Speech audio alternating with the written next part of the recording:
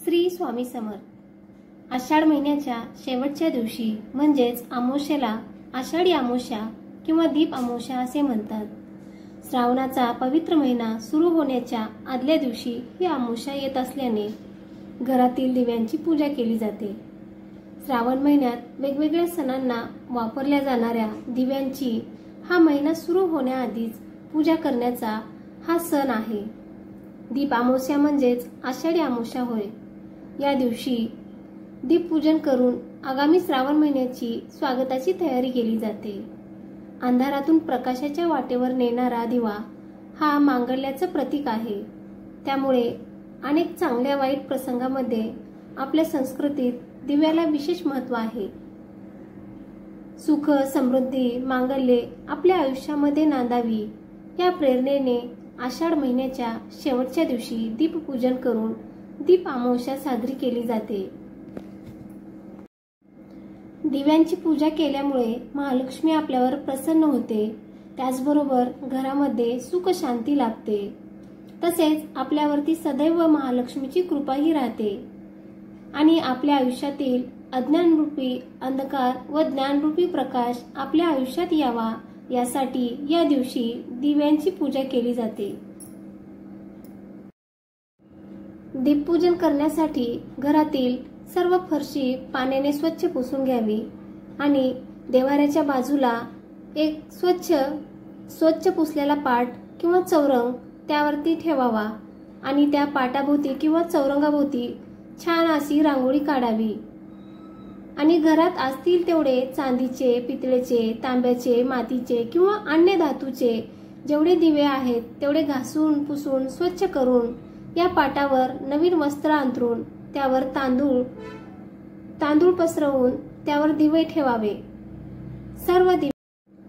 सर्व दिव्यामध्ये वाती लावाव्या आणि तेलाच्या दिव्यामध्ये 2 वाती लावाव्या आणि तुपाच्या दिव्यामध्ये म्हणजे निरंजनात 1 तुपाची फुलवात लावावी। या दिव्यांची रोज आपण घरातील देवांची जशी पूजा करतो तशीच पंचोपचार पद्धतीने पूजा करावी। म्हणजेच गंध, अक्षदा, हळद, कुंकू वाहून सुवासिक फुले अर्पण करावी, आघाडा, दुर्वा, लाह्या अर्पण कराव्यात आणि यथासांग मनोभावे या दिव्यांची पूजा करावी आणि शेवटी 5 किंवा 7 कणकेचे दिवे तयार करून या दिव्यांनी या पूजा केलेल्या दिव्यांची आपण आरती करावी आणि याच कणकेच्या दिव्यांनी आपल्या घरातील मुलांचे औक्षण करावे। शेवटी दिव्यासमोर नैवेद्य अर्पण करावा। आपल्या घरातील पद्धतीप्रमाणे नैवेद्य दाखवावा। अगदीच काही जमले नाही तर दूध, साखर किंवा एखादे फळ तरी ठेवावे। दिव्यांची पूजा करून आरती केल्यानंतर या दिव्यासमोर बसून दिव्यांसाठी एक प्रार्थना म्हणावी। ती प्रार्थना अशी आहे: भो दीप ब्रह्मरूप त्वम अंधकार विनाशक इमां मया कृतां पूजा ग्रहंतेज प्रवर्धये दीप सूर्याग्नि रूपस्तवम तेजसां तेज उत्तमं ग्रहाण मत्कृतां पूजां सर्व काम प्रदो भव। शुभम करोति कल्याणम आरोग्यम धन संपदा शत्रुबुद्धी विनाशाय दीपक ज्योती नमस्तुते।